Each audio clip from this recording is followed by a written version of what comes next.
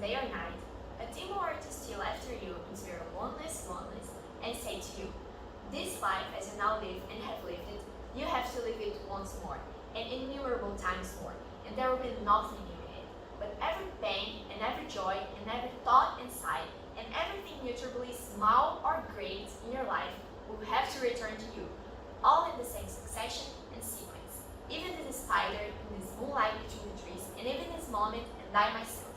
The eternal hourglass of existence is turned upside down, again and again, and you indeed, speck of dust. Those words, unfortunately, aren't mine. They are his, Friedrich Nietzsche, the 19th century Prussian philosopher who created the theory of the eternal return, or amor fati, which means love towards fate. With that, he earnestly confirms that you're not living life at its fullest if you take the sentence as a curse, but only if you do as a blessing. Well, of course he was tough, but we cannot deny that there is an aspect of truth in Nietzsche's words. For the longest time, I've believed that happiness is humanity's main goal. All we're doing is meant to make us joyful. However, humanity is certainly all built up in ironies.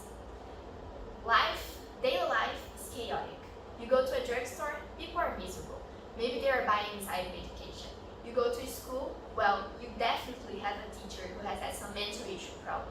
You go to a public establishment, employees are nothing less than bored. In fact, in the book Tribe, on homecoming and belonging, the journalist Sebastian Junger reported that it was not unusual that European settlers got captured by American natives and never come back to the civilization. There are even records of people spontaneously going to the woods. However, Junger said that there is no evidence of the opposite situation happening. The journalist has its own interpretation. Mine is, not only we know we are making cities chaotic places, natives do too, which will be laughing at our face perhaps. The thing is that life isn't black and white. We can get happiness out of things we thought we could. For instance, when capitalism struck all over the globe during the 20th century, something else started to take over people's attention: the TV.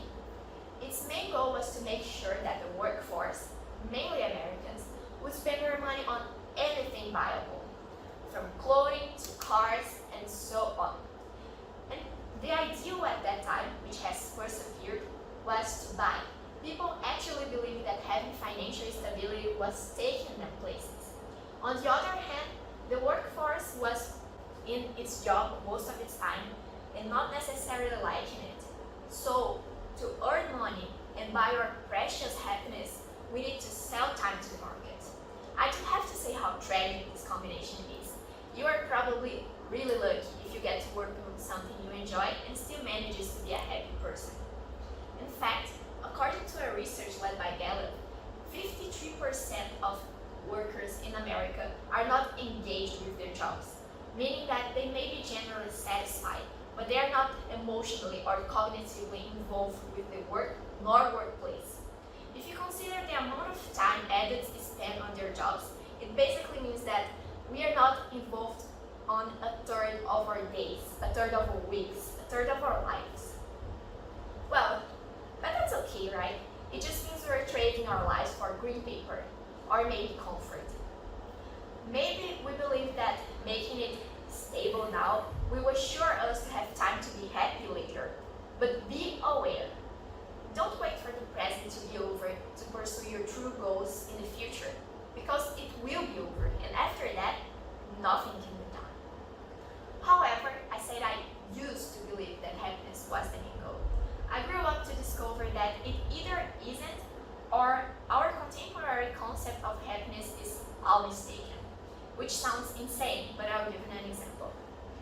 For the longest time, I've struggled to decide what did I want to apply for at college, and it took me months of research to discover what I really liked, and I did find out this crucial thing about myself.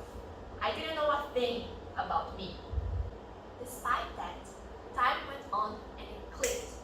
I decided that I wanted to study engineering in the hardest engineering university in the country. Isn't it great? It is a love and hate relationship, I assure you. I love studying math and physics, but I hate doing prep tests that are way out of my league and getting a 0.88 out of 10, no jokes involved. I love the people I have met, but at the same time, I hate to compare myself with others and have the constant feeling that I am incapable. But most of all, I don't regret it. The thing it is, life isn't supposed to be easy. I believe you all have seen Matrix. So I must recall you. When robots built the first Matrix, it was the perfect zero problem world. What happened? The system failed. They had to put it down. It happened for an obvious reason. Imagine yourself in this reality. Not a problem, not a solution, not a faraway place in which you feel that you can't get it. No worries. You'd probably seriously go nuts, because this is the very thing that moves us, dreams and doubts. So, there is no such thing as an easy way to get happiness. Whatever it is the path you choose to trail, you have to choose the one that is worth of your sorrow, of your blood, sweat, and tears. This is also why I believe humanity is so miserable nowadays. People don't get it. We try to get happiness without even asking ourselves what would really make us feel fulfilled. And this not only has a great impact on our lives, but in everyone else's around us, because no way you're going to be a pleasant company if you're always stuck in this place you don't want to be. We spend decades fooling ourselves into believing that we are something we are not. We spend decades trying to find answers that are right in front of us. So I would like you to stop and think about it for a moment. Are you really happy with the life you're living? Is this relationship really making you any good? Have you really forgotten that one dream you used to have as a teenager? Would you really like to live this life once more, again and again? Because if you wouldn't, then you already have your answer. I believe that the only thing capable of truly making us accept Nietzsche's deadly sentence is to do what sets our soul on fire, is to live our will and dreams as if our own substance depends on it, is to do what Jack Kerouac once said: see that your life is a vast glowing empty page and you can do anything